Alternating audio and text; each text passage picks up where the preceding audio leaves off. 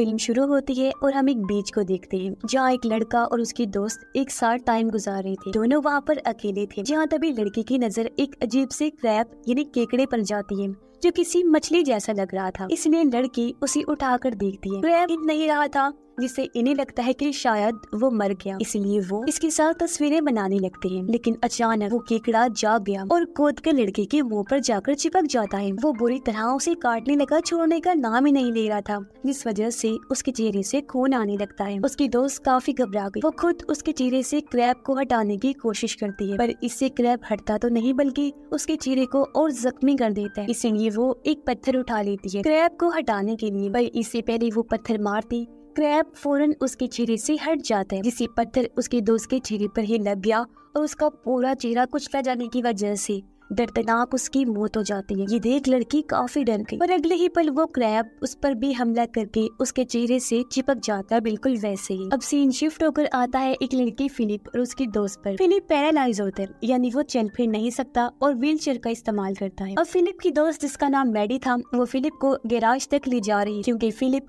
कुछ न कुछ नया बनाने की कोशिश में लगा रहता था। वो वहाँ अलग अलग एक्सपेरिमेंट तजुर्बे करता रहता था। और फिलिप का भाई जो एक पुलिस ऑफिसर था वो इस पूरी जगह को बेचना चाहता था, पर फिलिप इसके लिए राजी नहीं होता और उसके भाई ने जगह बेचने के जो बैनर लगवाए थे वो भी मैडी से कहकर हटवा देता है। पता चलता है कि फिलिप ने अपने एक्सपेरिमेंट के लिए एक चीज मंगवाई थी जो उसे मिल गई है, जिस वजह से वो काफी खुश हो जाता है। ये चीज दरअसल एक छोटी सी लेजर लाइट वाली बैटरी थी, क्योंकि फिलिप एक रोबोट बनाने की कोशिश कर रहा था। वो चाहता था कि मैं आर्मी के लिए रोबोट्स बनाऊं। और अब जब फिलिप और मैडी गैराज में आकर इस लेजर बैटरी को चेक कर रही होती है तो अचानक से उसकी लाइट दरवाजे में सुराख करके बाहर चली जाती है। लाइट जाकर एक ऑफिसर को लगी, जिससे उसका एक्सीडेंट होने से बाल बाल बच जाता है। इसीलिए लाइट का पीछा करते करते वो भी गैराज में आ गया। और जब फिलिप से उसे पता चलता है कि वो एक्सपेरिमेंट तजुर्बा कर रहे हैं तो वो भी काफी हैरान रह जाता है, पर वो दोनों को इस बारे में कुछ भी नहीं कहता। ये तीनों बात कर ही रहे थे कि तभी यहाँ फिलिप का भाई भी आ जाता है और जब वो जगह सील करने की बैनर नीचे पड़े देखता है तो फिलिप को मना करता है कि आगे से वो बैनर ना हटाए। तभी पुलिस ऑफिसर के पास कंट्रोल रूम से कॉल आती है और उन्हें बताया जाता है कि समंदर किनारे एक व्हेल मछली मरी पड़ी है। इसलिए ऑफिसर और फिलिप का भाई उसे देखने के लिए चले जाते हैं और मैडी भी अपने घर के लिए निकल जाती है। उधर दिखाया जाता है कि व्हेल की हालत बहुत खराब है, उसे किसी ने बहुत बुरी तरह चीर फाड़ करके आधा खाकर पानी से बाहर कर दिया है। दोनों जब उसकी लाश के पास आई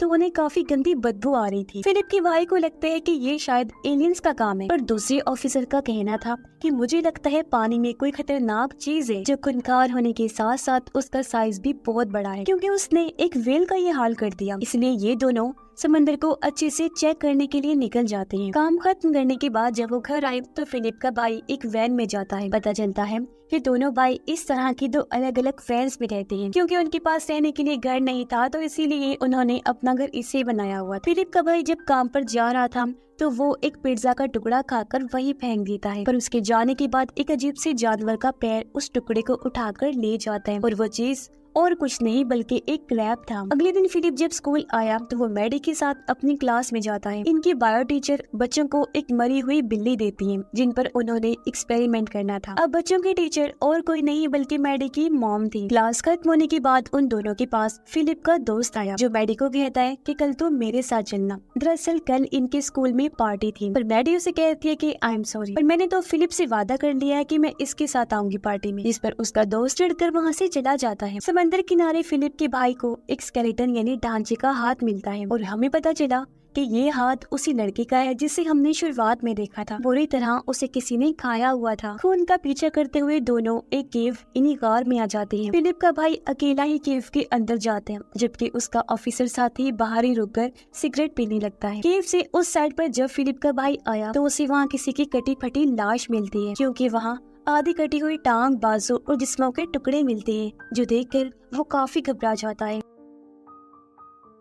और चेक करने जब वो आगे बढ़ा तो उसी लड़की को वहाँ बैठा हुआ देखता है जिसे हमने मूवी की शुरुआत में देखा था। लड़की जैसे उसकी तरफ मुड़कर देखती है तो उसके आधे चेहरे की हालत बिगड़ी हुई थी, क्योंकि उस क्रैब ने लड़की की आधी शक्ल खाकर उसकी आंख बाहर निकाल दी थी। लड़की रोती हुई बताती है कि हमारी ऐसी हालत क्रैब्स ने की है। फिलिप के भाई की उसकी ऐसी हालत देखकर तबीयत खराब हो गई वो काफी घबरा जाता है। रात को फिलिप का दोस्त एक गैराज में अपने दोस्तों के साथ बैठकर शराब पी रहा था और बातें कर रहा था, पर अचानक एक केकड़ा उसके एक दोस्त के चेहरे पर बिल्कुल वैसे चिपक जाता है, बुरी तरह उसे खा जाता है। ऐसे उसने दूसरे पर भी हमला कर दिया और दोनों को क्रैब मार डालता है। पर ठीक टाइम पर फिलिप का दोस्त अपनी जान बचाकर वहाँ से भाग निकलता है। रात को फिलिप जब गैराज में बैठकर काम कर रहा था तो तभी यहाँ उसका भाई आकर उसके काम को देखने लगता है। फिलिप अपने भाई को भी वो लेजर लाइट वाली बैटरी दिखाता है और बताता है कि ये बहुत पावरफुल चीज है। यहाँ फिलिप ने अपने लिए एक डिवाइस बनाई थी ताकि वो चल फिर सके। फिलिप लेजर बैटरी को डिवाइस पर लगाकर जैसे ही खुद पर लगाता है,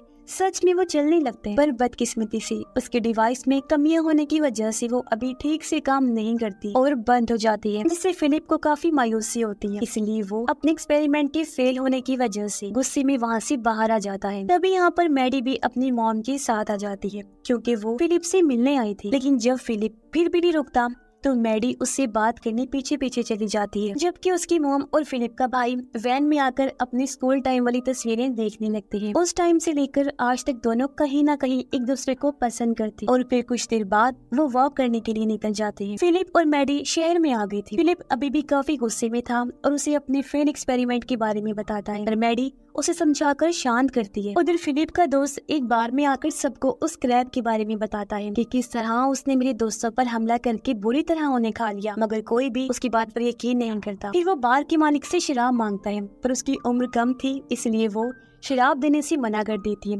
तब गुस्से में वो वहाँ से चला जाता है। अब फिलिप का ये दोस्त दिमागी तौर पर थोड़ा कमजोर था, इसलिए अजीब हरकतें करने की वजह से भी कोई उसकी बात नहीं सुन रहा था। जिसके बाद वो बाहर आकर फिलिप और मैडी से मिला और उन्हें भी केकड़े के बारे में बता देते हैं, पर वो भी जाहिर है उसकी बात पे यकीन करने वाले कहाँ थे। पर तभी इनके सामने वैसा ही एक क्रैब आ जाता है। मैडी को वो अजीब लगा, इसीलिए वो चेक करने के लिए पास जाने लगती है। हालांकि फिलिप का दोस्त उसे मना भी कर रहा था, लेकिन उसकी बात पर ध्यान नहीं दी। वो क्रैब की तरफ अपना हाथ आगे बढ़ाती है, पर क्रैब उन पर हमला नहीं करता, बल्कि अजीब तरह से वही मर जाते हैं, जो देखकर तीनों काफी हैरान रह जाती है। साथ ही वो फिलिप के दोस्त को समझाते भी हैं कि देखा तुमने, उसने हमें कुछ नहीं कहा। जिसके बाद मैडी और फिलिप वहाँ से घर के लिए निकल जाते हैं। वापिस आकर फिलिप और उसका भाई अपनी अपनी वैन्स में सोने के लिए चले जाते हैं, जबकि मैडी अपनी मॉम को फिलिप के गैराज में लेकर गई और उसके गैजेट्स, मशीन्स, डिवाइसेस दिखाती है। उधर फिलिप का दोस्त अभी तक उस मरे हुए केकड़े के सामने खड़ा था। वो उसे बुरा भला कहकर उसके साथ बदतमीजी करने लगता है। तभी हम देखते हैं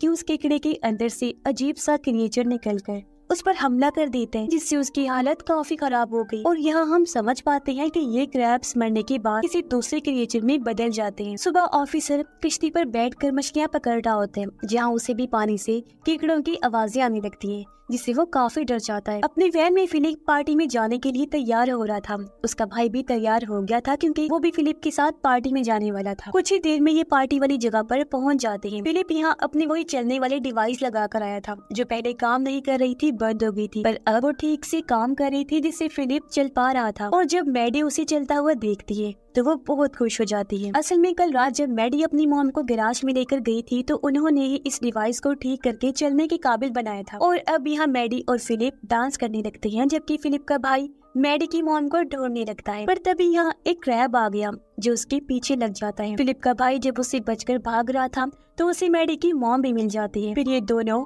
उस केकड़े को नजरअंदाज करके पार्टी में आकर सबके साथ डांस करने लगते हैं। कुछ देर बाद पार्टी में म्यूजिक वाले लड़के के पास वो केकड़ा आ जाता है। वो अचानक उस पर हमला करके मुंह से चिपक जाता है और बुरी तरह उसे खाने लगता है। वो लड़का चिल्लाने लगा। सारे लोगों का ध्यान जब उसकी तरफ गया तो वो भी काफी घबरा जाते हैं। मैडी की मॉम केकड़े को देखने के लिए आगे बढ़ी, पर तभी एक दूसरा केकड़ा उन पर भी हमला कर देता है, लेकिन वो पूरी तरह चिपका नहीं था और पहले ही फिलिप का भाई उसे अलग करके दूर फेंक देता है। फिर वो सब लोगों को बाहर जाने का कहता है। वो लोग जैसे बाहर की तरफ जाने लगे, यहाँ बहुत सारे केकड़े आ जाते हैं जो सब पर हमला करके बुरी तरह नोच नोच कर उन्हें खाने लगते हैं, जिससे वहाँ भगदड़ मच जाती है। पर बचे हुए लोग उन केकड़ों पर जवाबी हमला करते हैं और सभी को मार गिराते हैं। पर अचानक उनके सामने एक केकड़ा आकर बड़े से क्रिएचर में बदल जाता है। वो क्रिएचर काफी खतरनाक दिख रहा था, जिसे देखकर लोगों की हालत खराब हो गई और एक बार फिर वो भागने लगते हैं। फिलिप का भाई बाकी सबको और फिलिप को लेकर किसी सेफ रूम में जाने लगता है, पर तभी वो डिवाइस खराब हो जाती है, जिससे फिलिप नीचे गिर जाता है और अब उसे बिल्कुल चला नहीं जा रहा था। उसका भाई उसे लेकर जाने लगा, पर तभी वो क्रिएचर इनके सामने आ जाता है और इन लोगों की तरफ ही बढ़ने लगता है। फिलिप क्रिएचर को अपनी तरफ आता हुआ देखकर अपने भाई को कहता है, भाई भाग जाइए यहाँ से। पर उसका भाई ऐसे फिलिप को छोड़कर नहीं भाग सकता था, इसलिए वो उठा और क्रिएचर के सामने जाकर खड़ा हो जाता है। पर इससे पहले क्रिएचर उस पर हमला करता, तब यहाँ पर फिलिप का दोस्त आकर अपनी तलवार से क्रिएचर पर वार करता है, जिससे क्रिएचर मारा जाता है और ढेर होकर वहीं गिर गया। असल में पिछली रात फिलिप का दोस्त उस क्रिएचर के हमले से बच गया था, इसलिए अब वो यहाँ आ गया था ताकि अपने साथियों को बचा सके। इसके बाद ये सब लोग लैब में आ जाते हैं और मैडी की मॉम एक किताब लेकर इस क्रिएचर के बारे में पढ़ने लगती है कि आखिर वो चीज है क्या। तभी इन्हें पता चला कि ये काफी पुराने टाइम के केकड़े हैं और इनमें बहुत ज्यादा रेडिएशन पाई जाती है, इसी वजह से इतने खतरनाक है। तभी फिलिप का भाई भी इन्हें कल वाले हादसे के बारे में बताता है जो उस वेल के साथ हुआ था, जिससे यहाँ पता चलता है कि ये क्रिएचर्स दरअसल 3 तरह के हैं। एक तो है ये केकड़े, दूसरे हैं इंसान की साइज के और तीसरे वो हैं जिन्होंने वेल को खाकर उसका बुरा हाल कर दिया था और उन वाले क्रिएचर्स का साइज बहुत बड़ा है। फिर हम पूरे शहर का बुरा हाल देखते हैं जहाँ इन क्रिएचर्स ने तबाही मचाई हुई थी। जगह जगह ये क्रिएचर लोगों पर हमला करके बुरी तरह उन्हें मार मार कर खा रहे थे, जिससे बहुत सारे लोग उनका शिकार बन जाते हैं। फिर फिलिप का भाई उन सबको गैराज के पास छोड़कर अपने ऑफिसर साथी को ढूंढने के लिए जाने लगता है, क्योंकि उसका कुछ भी अता पता नहीं था। हालांकि फिलिप उसे जाने से मना भी करता है, लेकिन उसका भाई कहता है कि वो भी एक ऑफिसर है और मैं भी, मुझे हार नहीं माननी चाहिए,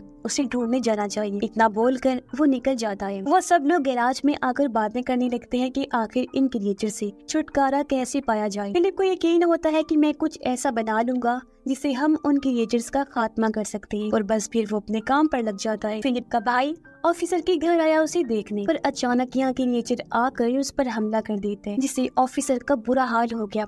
वो खून में लथपथ हो गया, मौके पर ही उसकी मौत हो जाती है। फिर वो क्रिएचर फिलिप के भाई पर भी हमला करने वाला होता है, लेकिन वो अपनी जान बचाकर बाहर आ जाता है। गैराज के बाहर भी बहुत सारे क्रिएचर्स आ गए थे, जिन्हें मारने के लिए फिलिप का दोस्त बाहर आ जाता है और वो उन सब का ध्यान अपनी तरफ करके उन्हें अपने पीछे लगा लेता है, जबकि मैडी की मॉम और बाकी लोग भी कुछ क्रिएचर्स को मार गिराते हैं। दूसरी तरफ हम समंदर में उसी बड़े से क्रिएचर को देखते हैं जिसने वेल को खाया था, और अब खतरे वाली बात ये थी कि वो शहर की तरफ बढ़ रहा था। अब जैसे ही सुबह होती है, फिलिप एक काफी बड़ा रोबोट बना देता है जो काफी पावरफुल था, ताकि वो उस बड़े वाले क्रिएचर को हरा पाए। फिलिप खुद ही उस रोबोट के अंदर बैठकर उसे कंट्रोल कर रहा था, चला रहा था। तब तक वो बड़ा क्रिएचर भी समंदर से बाहर आ गया था और फिलिप उसके पास जाकर लड़ने लगता है। वो उसे जोर से मुक्का मारता है। फिलिप ने और भी कई सारे वार किए, लेकिन क्रिएचर भी काफी ताकतवर था, जो इतनी आसानी से मरने वाला नहीं था, बल्कि वो भी फिलिप के रोबोट पर हमला करता है। फिर वो रोबोट का एक हाथ तोड़कर अलग कर देता है, जिसके बाद फिलिप रोबोट की तलवार की मदद से